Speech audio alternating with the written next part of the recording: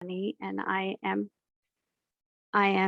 the HI Health System Strengthening Senior Technical Advisor on the GHS CPSM project. So today I have the privilege and thank the RHSC for giving me the opportunity to discuss recovery strategies for supply chain from a post-Black Swan event.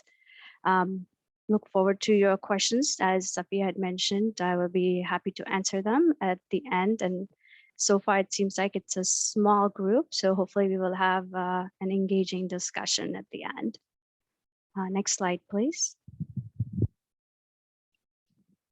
So briefly to go through the agenda here, I will give a little bit of a background on what exactly is a Black Swan and how we got started on this activity, and then discuss scenario mapping for recovery strategies, which is showing how the strategy that we have used in terms of how we plan for recovery, along with recovery strategies with some specific country examples of the best practices that countries have used. Additionally, I will share some links to the guide that we've developed and additional document, and then leave time for Q&A. I also want to point out that this activity was funded through USAID Population and Reproductive Health Task Order. I'm not sure if anyone is here from the USAID, but also want to give a big thank you and shout out for guidance and support we received from Sharmila Raj, who was the backstop or the POC for this activity for us. Next slide, please. So to give you a little bit of a background, as you know, Black Swan event is, for example, like the COVID-19 pandemic, is something that's unpredictable and extremely rare with systemic consequences.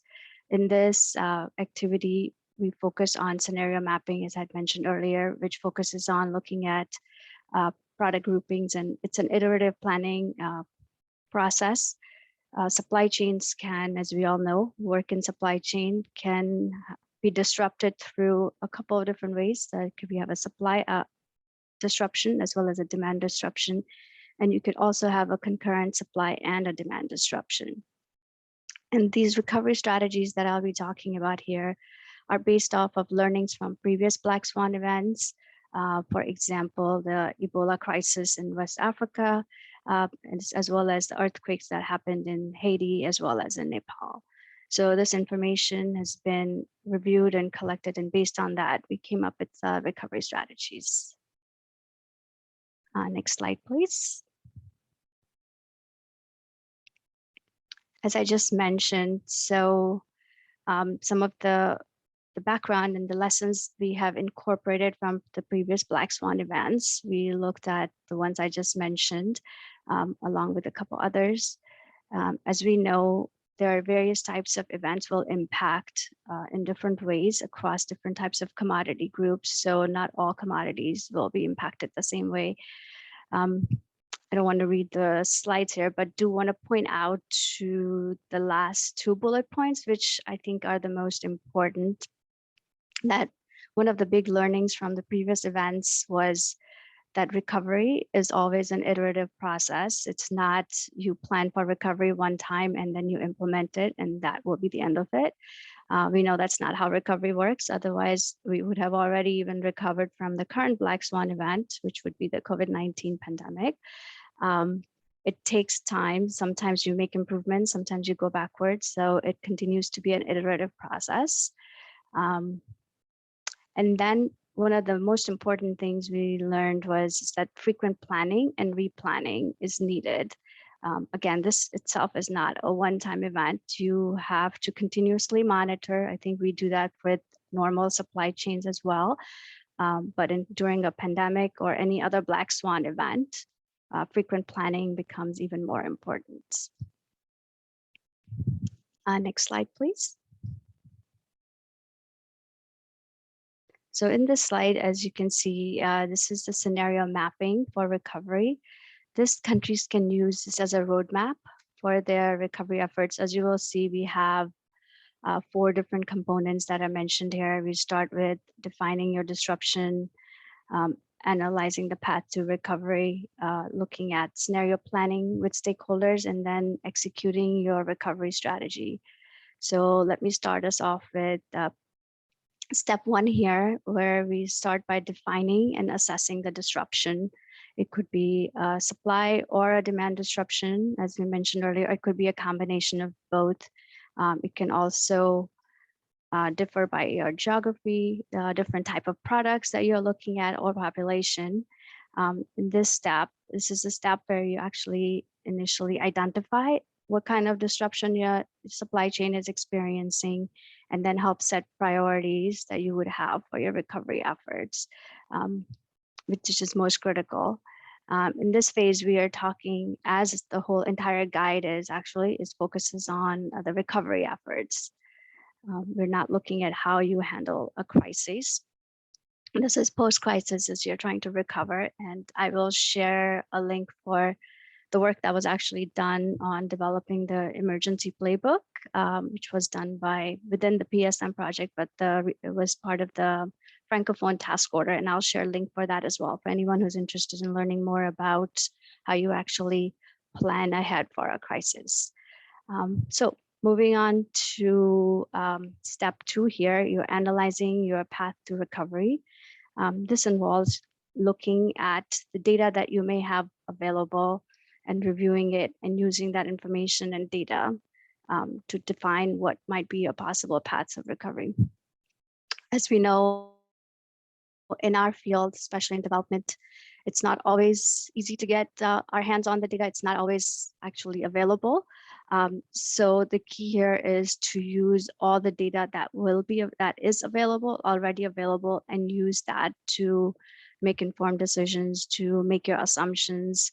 So for example, for demand, we may not always have demand data available. As we actually know, it's sometimes quite difficult and probably becomes even more challenging during a black swan event.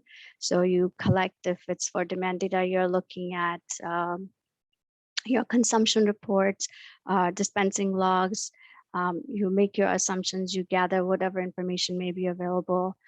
Similarly for your supply, and based on that, you figure out what would be the best path for recovery. Moving on to step three, what we call here is scenario planning with stakeholders. This step requires stakeholder coordination and creating an environment which will enable stakeholders to discuss various options and agree on the best path.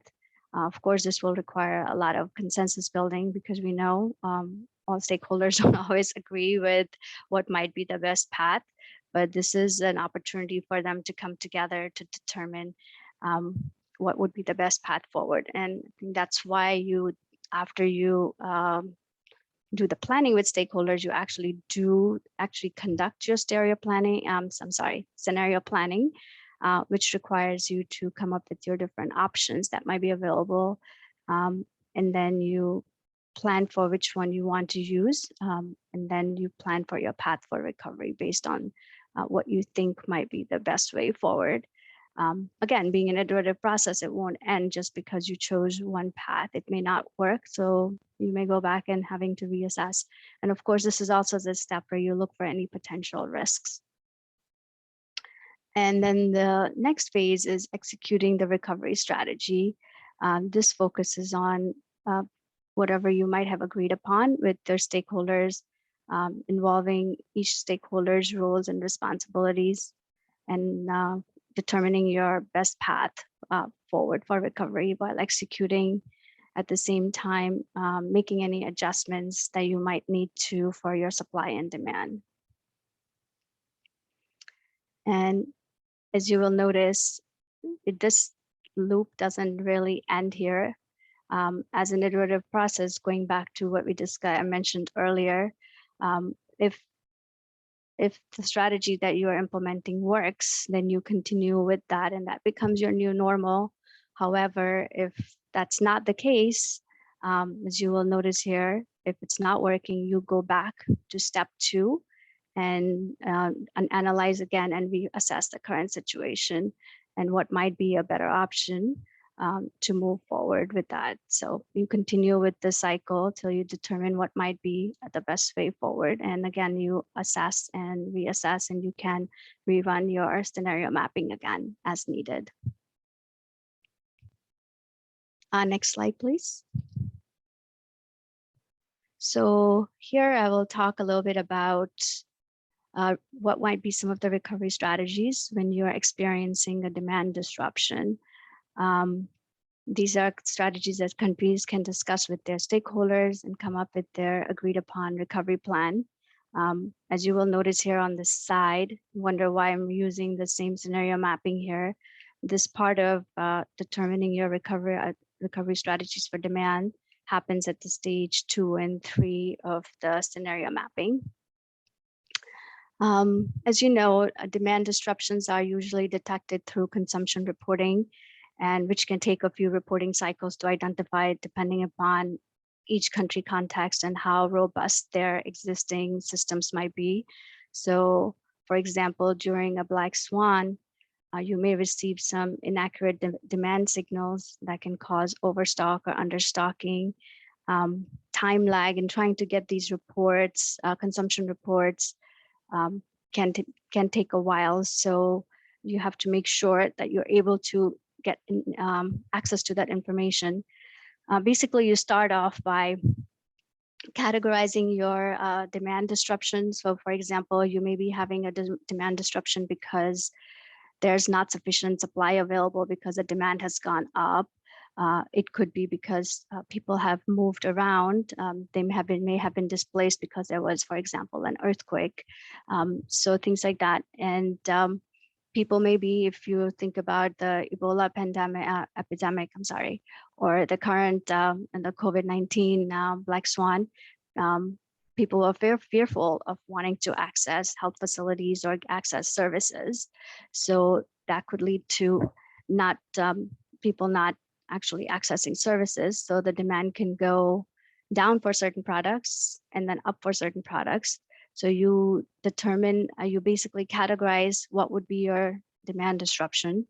And based on that, you can adjust your forecasts and accordingly then plan for, replan your supply chain to figure out what would be the best way forward by monitoring the process. Again, you have to adjust the forecasts for your new demand that may have been created because of the disruption and how long that disruption could last, your demand disruption could last, and then replan your supplies to meet the existing demand, which could have shifted, either gone up or down based on what kind of demand disruption might have occurred.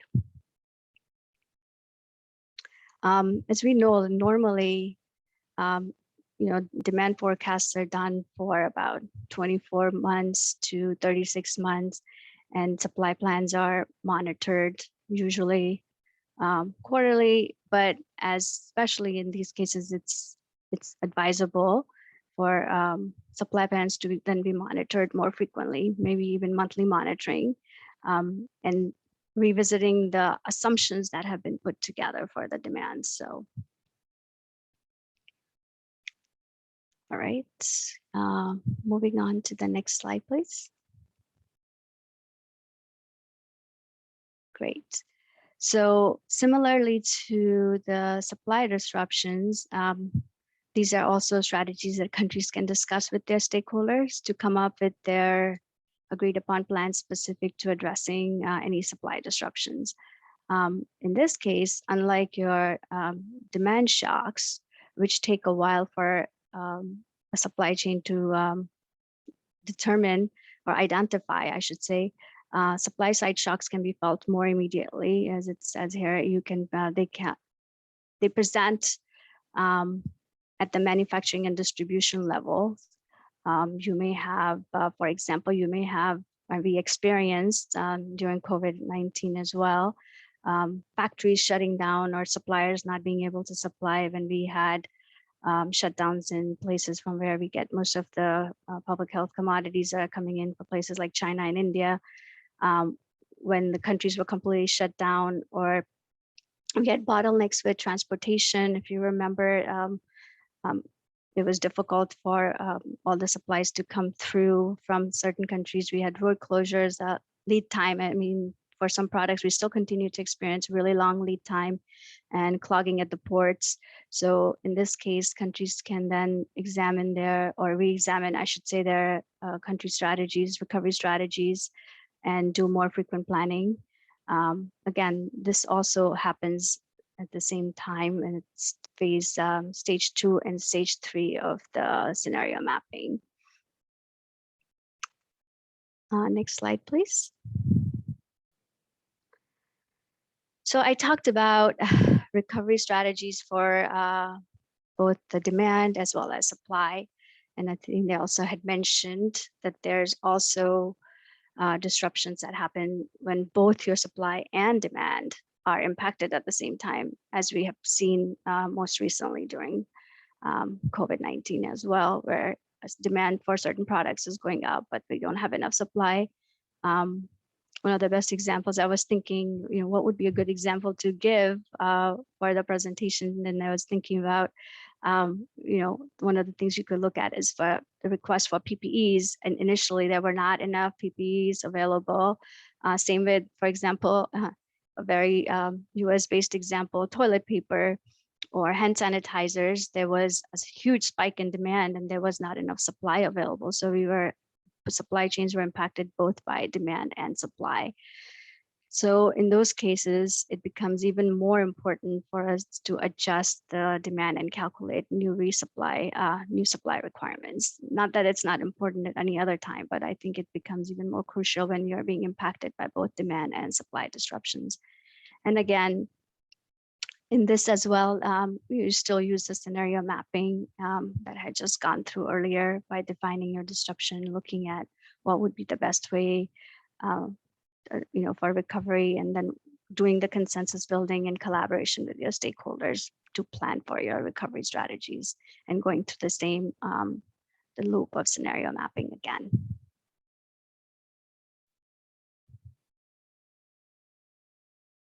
Right. Can we go back to the next slide, please? Right. So here just had a few examples that we wanted to share. Again, what I have shared so far is not any new information or something that most countries or supply chain organizations are not familiar with. This is basic knowledge that we sometimes tend to forget, or we have to emphasize, especially, and be more vigilant of, especially when you're dealing with some kind of a black swan event. So the examples here I'm showing are the strategies that countries have used for building resiliency in their supply chain after experiencing a black swan disruption. These are some of the best practices. Now, these were the things countries were already using based on their previous experiences. For example, for the Ebola crisis that happened in Liberia or the earthquake in Nepal.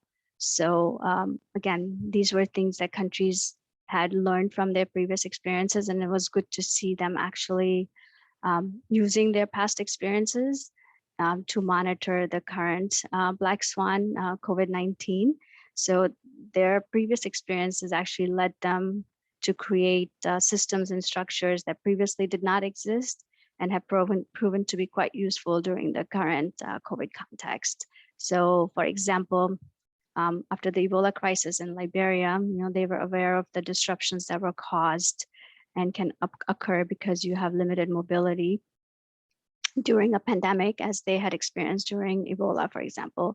So they made sure that all the distribution for the PPEs and other essential commodities was moved to the last mile based on knowing exactly where the demand was going to be. Similarly, in Nigeria, although they did not, were not necessarily impacted by the Ebola crisis, they also learned that having products at the last mile, which is where you want them, you don't want products sitting at the higher level of the supply chain. Having the products at the last mile, at the service delivery point, is where you need them the most, so people are able to use them before there are any shutdowns that happen and there's road closures and things like that.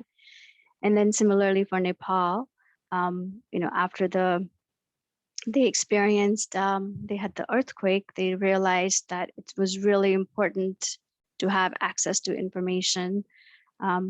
So they used the LMIS that they had developed after the earthquakes and how important it was to use that information, and then use that for decision making for distributing commodities all the way to the last mile. So you're preventing any stockouts and increasing availability where you need it, instead of having products sitting at a warehouse. Next slide, please. So here again, just want to bring back to the most important points that we discussed again. What exactly would be a path to a resilient supply chain? While I've discussed some of these strategies, generally speaking, we also know each country has a different context within which they operate. So we know that each country will have a different starting point. I'm sorry, keep getting these messages on the side for people joining the the webinars. Gets a little distracting. So my apologies. As we know, so each country will have a different starting point, but we also know that these processes should be adjusted regularly. The routine processes that they may have established should be adjusted regularly, even if they were working well before. When experiencing some kind of a black swan event, they may need to be adjusted more regularly. And any processes that have worked really well should then become part of their new normal process. It shouldn't be that they used a process during a black swan that worked really well, but then they go back to their old normal, so to speak, and they should try to make those be part of their new normal, so to speak. And again, those processes that became part of the new normal that were different than how supply chains were operating before a black swan event should become part of their overall way that they operate in the future. Next slide, please.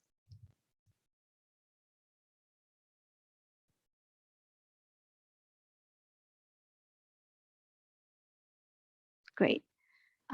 So here, as I was mentioning earlier, I do have links to some of the documents that were created, if anyone wants to take a look at them.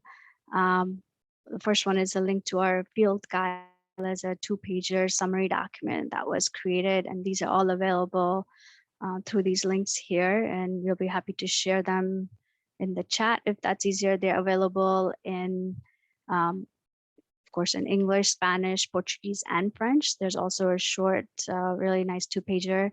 And there's also a link to a podcast that we had done, which is actually really interesting. It's not very long. So I would encourage people to take a listen. It's actually a 3-part podcast. It's 9 minutes long, but it's broken up into 3 parts. So I don't know, Safia or Monique, if we have time, be great maybe if people are interested in listening to like just the first 3 minutes of it, we could play that. And then, sorry, as I'd mentioned, we also have the link to the emergency supply chain playbook, which was developed through the global health global health security agenda on how to prepare for an outbreak. So that provides excellent resources. I believe it has 10 different diseases, commonly occurring diseases listed in there. So that's also a great resource to have. And next slide, please.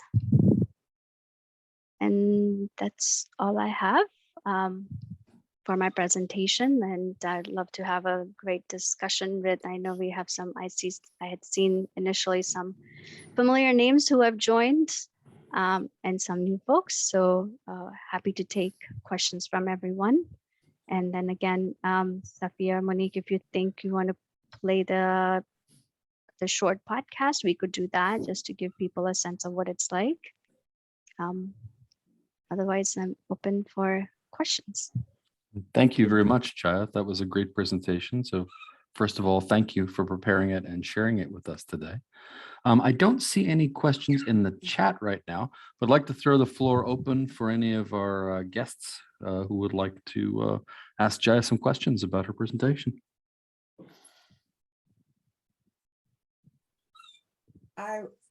Thanks so much for the presentation, Jaya. I'm Ebony Easley with JSI. And I work closely with In Supply Health. You started to touch on it when you were referencing Nepal and Liberia, but I wondered, to what extent do you think that the recovery strategies we were seeing in COVID-19 were pre-planned recovery strategies that sort of had moved through the steps in the framework you presented, right? Were these paths that had been previously analyzed for recovery, and were these, when the event happened, when borders are shutting down, were folks able to go into their arsenal of recovery strategies to start implementing, or do you feel like it was more of a reactive response? Great, thanks, Emily, for your question. That's actually really interesting. I think it may be, again, I'm just speaking from what I have heard, since being on this end and not in the field is a very different experience of how countries were dealing with the current black swan, especially like COVID-19. So I think it might be a combination of both.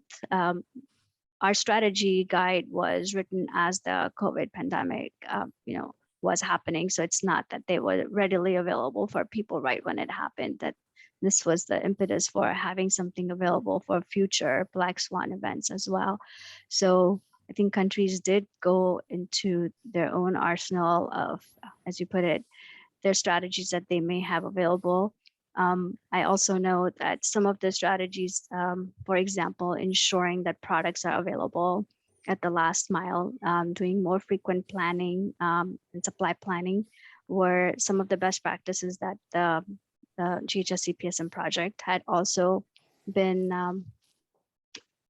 advocating for, not during the pandemic, but prior to that, because that gives you more visibility in your supply chain, and you are not having all this additional inventory sitting in the warehouse expiring.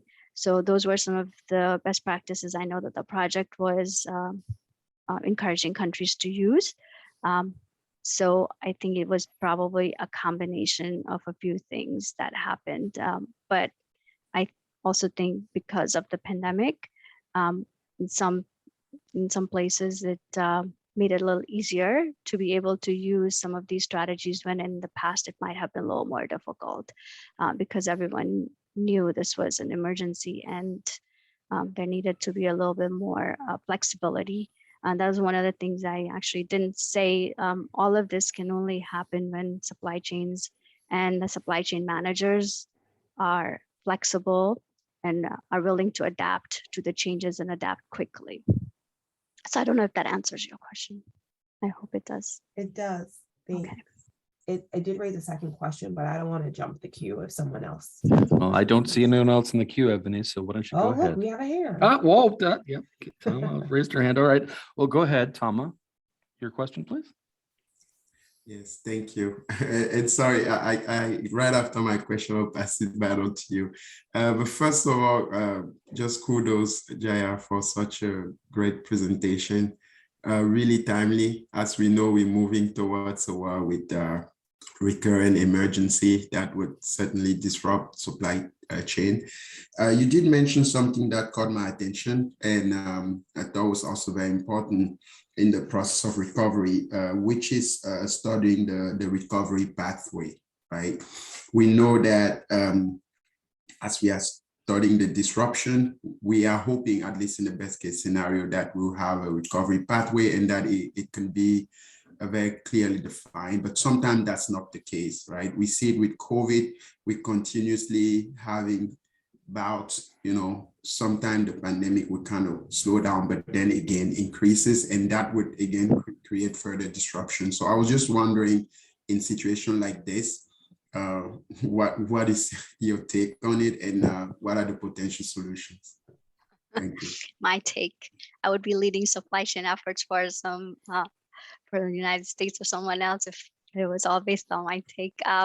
But thank you for your question, Tama. I think like you said, and I think that's why we discuss the scenario mapping, because it is an iterative process. We take one, sometimes we take 2 steps forward and then we take 1 backward, or the other way around. And therefore, you know, these recovery strategies are not meant to be static. Sometimes, you know, a demand for a particular product may go up, and after that, it may go down. Again, going back to, hate to use a US-based example in this case, but when I think of hand sanitizers or toilet paper, right, we had empty shelves throughout, and now they are not able to get rid of it fast enough because they may not have necessarily, I mean, there was such a crazy spike in demand, and then it's now stabilized. So people no longer need it. And maybe a lot of people will also, I didn't actually mention it at that time, you know, when you're looking at demand, sometimes the demand goes up and down based on, is it really a true demand or are people hoarding? I think there was a lot of hoarding that happened, for example, for toilet paper in the US. So now you have too much of it. So I think countries, going back to looking at the country level, need to assess and reassess and revisit their demand data more frequently, and accordingly then adjust their supply, you know, reprioritize their supply plans. So I think that's the key, is to, you can never take a step back because you think now your supply chain has recovered, so now you're done with it, because supply, and as we know, demand can go up and down, and accordingly you have to adjust your supplies. I don't know if that answers your question. No, it Tama. does. Thank you. Jaya, I see a hand up from Milka. Milka, would Yes, you like good to ask? morning, and thank you so much for your presentation. I was interviewed by Chris Masilla, I believe, on the MNCH playbook that you mentioned. I'm not sure if it's the same activity, or is this something different that PSM is doing? I was just wondering if it was the same, if it's the playbook on quantification, and does it relate to your work? I was just wondering that. So I was not involved in the development of the emergency supply chain playbook, but that was developed back in 2018. Oh. So I don't know if it's the same, and that one is not focused on MNCH. It's there we go. Tama is part of the MNCH task order, so he can provide additional background on it. I see that Tama is saying it's part of the task order 4. So one of the things I told Chris during that conversation was that sometimes we are using terms that when get translated into countries, they don't translate that well, right? So for example, I was saying to him that calling a handbook or a manual or a guideline a playbook, in Spanish it translates badly, in French it translates badly, like a libro de juegos, it doesn't translate.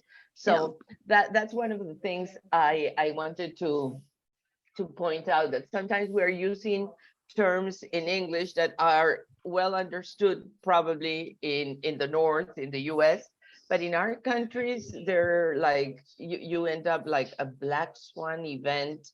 No, basically it's always linked to finance or the stock exchange, but only some people know that. No, not it's not a very well-known term, the same as playbook. So I think we need to be careful sometimes with the terms we use, because for our general public, it doesn't translate well, or it's not understood well, even for people that have English as a second language, right?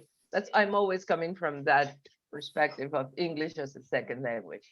But thank you so much for the presentation. Yeah. Thank you. No, you make a very valid point.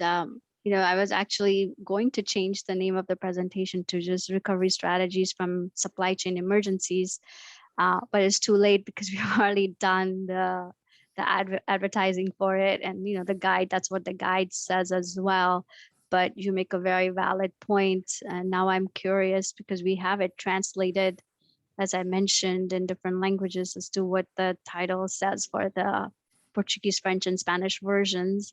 But that's very well taken, point well taken, and I think we should keep it in mind as implementing partners and others working in development when we are creating these guidelines and tools, that we keep this in mind. I want to second that, Jaya and Milka. I think we have a risk when we're developing things in the north of using jargon and imprecise language that is not only difficult to translate, but that might actually cause some confusion. So, I think we need to strengthen that in all areas of our technical assistance, but this one in particular, of course. Yeah. I think, Ebony, you still had a follow-up question? Oh, and I see Thomas' hands back up. Tama and happening, yeah. Okay, let's go to Ebony first and then back to Tama. Thanks. I'd wondered about, in the development of the field guide, how specific do you feel it is to a black swan event? And I'm thinking really about use as we think about humanitarian response specifically. And is this something, are there aspects maybe of the field guide that make it not applicable in humanitarian crises? That's a very good question. I was actually thinking about that yesterday as I was preparing for it too, thinking in my head, we did like humanitarian crisis. So for example, when there was the earthquake that happened both in Haiti and in Nepal, for example. So those were emergency humanitarian crises, and in places like that, yes, it can be a little bit more challenging, but you may be doing a lot more kitting of certain commodities because you want to get things out there to people who are been impacted the most. Your demands will change when there's a huge large number of population that has been displaced because of a flood, for example, and your demand's going to switch. So I think initial emergency response, again, will be different. But I think looking at the overall recovery strategies, those to recover from that impact, I believe would more or less follow a similar path. You still need to know your demand signals and see how your demand is changing, whether it's going up or down, and adjust your supplies accordingly. And you still need to talk to your stakeholders, right? You need to build consensus, and you need to look at different ways. So to answer your question, I think the initial phase of how you manage a crisis is going to be different because one is a humanitarian emergency, but I think how you recover from such crises would more or less be the same, but again, depending upon and adjusted based on country context. Thanks for that perspective. I mean, that's again just my opinion. Yeah, no, I'm I happy really to hear what it. others who actually work in this space would say. I mean, if you work, you or others on the call actually work in humanitarian settings and working in humanitarian crises that have happened, like what would you say from your experiences? I'm curious to know if you think that would work or not. Before we get back to Tama, if anybody participating has some thoughts about the question Jaya just posed, please feel free to speak up.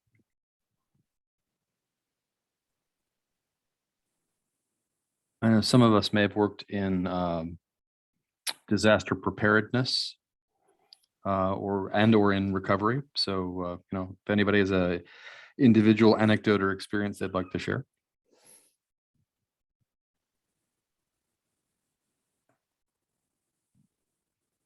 No? All right. In that case, Tama, you were going to tell us a little bit more about the background of the GH supply chain preparedness response. Thank you, Milka, for bringing up that point. I'm actually happy to hear it because it does align with some of the feedback we've received to the point where we are in the process of adjusting that name, right? Because like you said, initially we think of playbook and it kind of makes sense, but you look at it from other perspective and you speak to different partners and you start gaining additional perspective that maybe initially you hadn't considered, which is always a plus in our area, that we really work in community and kind of also listen to a different point of view and feedback that we receive. For now, we haven't set on the name, but the activity itself would really have a landscape assessment of some of the policy and decision and just approaches or in general regarding supply chain for maternal, newborn, and child health commodities, working really hard to have that finalized, and we'll probably be sending some communication on that. But back to the main topic that brings us here, Ajaya, one point that I was curious to know more about, it's just the policy landscape, right? That to help address those emergency. Is that something that you have seen cases of country that you've shown? And in everyone, it sounded to me more as if it's people on the ground, you know, adjusting and making decision. I was just wondering also if that is already happening in terms of preparing for those emergency in the future. And in my opinion, the best area to do so would probably be start developing some policies around that. Over. Okay, great. Thank you. Thanks, Tama. That's a good question. I'm not sure how certain countries might have changed some of their policies around that, but you're right. It all starts with the policymakers, right? They are the decision makers who need to be at the table. So when you are doing for example, you're doing your scenario mapping and you're working with your stakeholders to come together, part of the essential part of the stakeholder makeup should be comprised of not only your demand and supply planners and supply chain professionals, but also your regulatory authority and your policymakers, the decision makers who can make these changes happen. Again, I ask that question from the audience if people are in the field who know of places where that kind of policy changes have happened. But I know, for example, this was already, again, some of these things were already happening, and then COVID sort of formalized some of those efforts. So, for example, for HIV, multi-month dispensing was already being advocated for, and countries were moving on to multi-month dispensing. But when COVID happened in many countries, and health facilities were shut down, and people are not able to visit health facilities, or they're afraid to go to a health facility in fear of contracting and being exposed, having something like a multi-month dispensing for ARVs is extremely helpful. You don't have to go for 9 months. I'm sorry, for 3 months, for 90 days. Similarly, if you are getting a 90-day injectable, you don't need to go every month to go get your resupplies. So I think some of that policy shift has happened. I just cannot personally say how many countries it may have been formalized, but I think some of these, based on what countries have seen, they have proceeded forward, or at least I think from procurement standpoint, some of the countries have started to request for that there's been a higher demand for some of those products that will last you longer versus having to revisit a facility on a monthly basis, for example. I don't know if others on the call have more experience where you have seen regulatory authorities and policy changes happening at the country level. I'd love to hear more about that. That's a good question. I think that the resource that I shared just now in the chat includes some information on policy changes with family planning commodities and family planning. And so there are a number of policy changes that happen there, and they have some examples on that site. Great. Thanks, Ebony. That's wonderful. I'll have to take a look at it. Save that. I did want to add also that when you're talking about supply chain disruptions, usually people think immediately of procurement and supply. Oh, but of course, during COVID-19, we also had transportation disruptions. And so when you're thinking about responding, so this is the planning phase before a black swan event or an emergency happens, you should also be thinking about inventory and what kinds of additional emergency supplies you might need to have available, and how in the routine process after the event you would continue to either maintain that buffer or reduce that buffer, preventing products from expiring or avoiding products expiring in stock by disposing of them with enough shelf life to make them useful to others, that sort of thing. So I think that when we're talking about a supply chain disruption, it might not necessarily be just the raw materials or the manufactured product or lead time increases because of spikes in demand, but it could be things as simple as local transportation issues or inventory issues that may also be temporarily disrupted in how you move from dealing with these things on an emergency basis to then getting them back into a manageable, normal cycle. Because of course, in an emergency, you're going to be willing to spend more time, money, effort, LOE on addressing the emergency. When you phase out of the emergency, chances are you're probably looking at increasing efficiency again. So, if people have any experience, or Jaya, if you have any suggestions about shifting back to an efficiency-focused supply chain without losing some of the good experience and benefits of the event-induced changes that happen to our supply chains, that would be interesting to talk about. Yeah.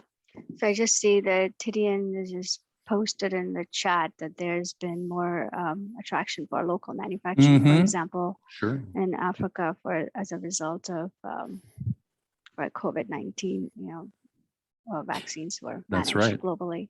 I believe So- WHO just opened up a manufacturing or a facility for vaccine manufacture in South Africa. Yeah. That was in the news just recently. Yeah.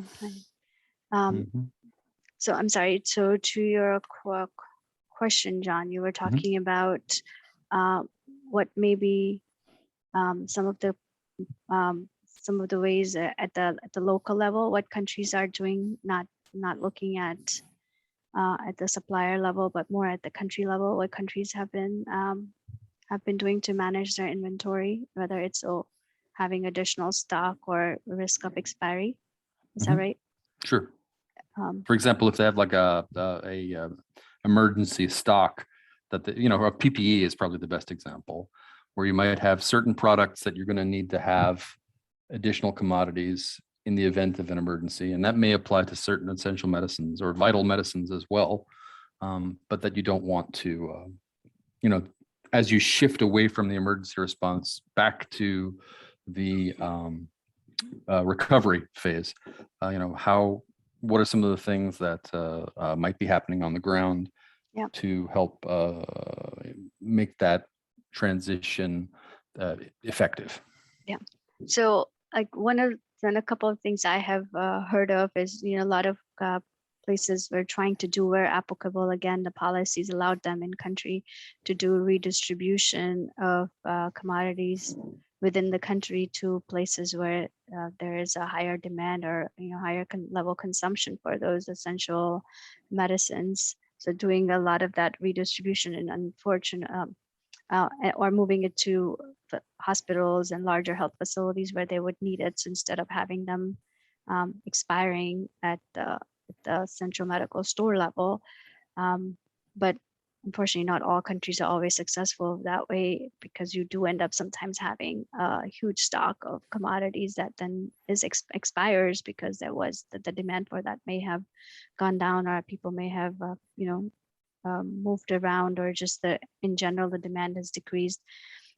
I can give you an example. I mean, this is actually COVID commodities. As I was telling you yesterday, John, I was just recently in Ghana, and the government procured as rightfully, thinking for that initially you don't have enough PPEs and detergent and soap and, sanitizer. So they procured a huge amount. I don't know how much, and they actually had to build in one of the regions had to build a shed, a huge shed, basically, to be able to secure and safely keep all the COVID commodities. But now, because there's not a whole lot of COVID going on, health facilities are not requesting any of those commodities. So they're trying to send them down to the health facilities, saying, these are PPEs you always need, masks you always need, Gloves, yeah. hand washing, a soap, you always need sanitizers. So these should be placed at the health facilities. But